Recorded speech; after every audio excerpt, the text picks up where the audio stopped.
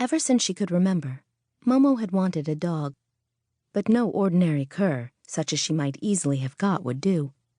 She had set her heart on a very special kind of dog, a red-gold Lhasa terrier. There was one at the Kargayu monastery. It belonged to the head lama, priest. And from the moment when she had first seen this dog, Momo had one passionate longing, to have, for her very own, a red-gold terrier from Lhasa. She was only 4 years old on that day. Nima, her father, had swung her up onto his shoulders and had set off with his family for the Red Hat Festival at Kargayu. They were all very merry, for her father, who carried the mail over the mountains, and her mother, who kept a little tea shop in their home, worked very hard, and a holiday was a great thing. And so was the festival. For 3 days they and all the countryside would watch the lamas dance and eat the good food and drink the strong tea of the monastery. From every house and hamlet other families came out to join them until a gay procession was streaming down the mountainside. All but the smallest children walked, for in far-off Tibet, where there are no cars nor trains, and only the rich have mules or horses to ride, the people walk. They wear high red felt boots and climb with a quick, springing step up and down their high mountains, 40 or 50 miles a day, thinking no more of it than the eagle does of soaring through the air. When they came to the monastery, Momo's 2 brothers ran quickly into the courtyard and found themselves places in the front row. And though they were on the side set apart for the poor people, they were just opposite the raised platform of the head lama.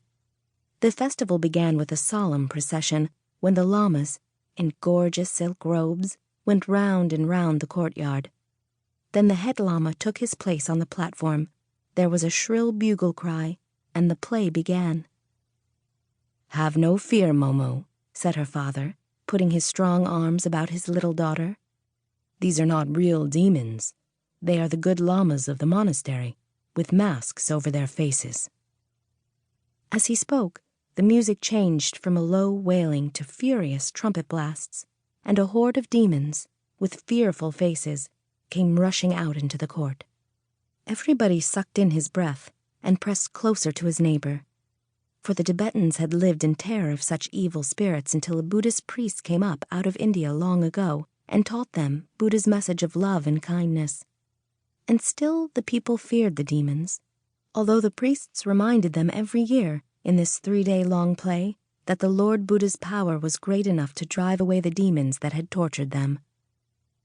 "Don't be afraid, little one," repeated Nima, cuddling his child close in his arms.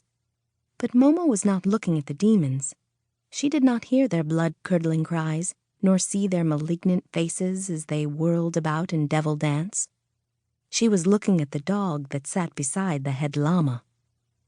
"Father," she said, pointing to the platform, "what is that beside the head lama?" "Oh," he replied, surprised, "that is his little dog." Momo still stared fixedly. "But I never saw a dog like that," she said. Her father laughed and stroked her cheek. "You have seen only common village curs, little Momo," he answered. "That dog is like a prince among men. He is a terrier from our holy capital, Lhasa." The music dropped to a low, sad, wailing note. "Now see," he added cheerfully, "these skeleton-like ghosts who flit about the court are not real ghosts, my child. They will not hurt you. They are only the lamas, dressed like that to show us how evil spirits tortured our souls before we learned to pray to the blessed Lord Buddha for deliverance from them." He fingered a little charm box that hung around his neck and murmured a prayer, looking fearfully at the sad lost souls and the demons driving them. But Momo made no answer. She had eyes only for the wonderful dog.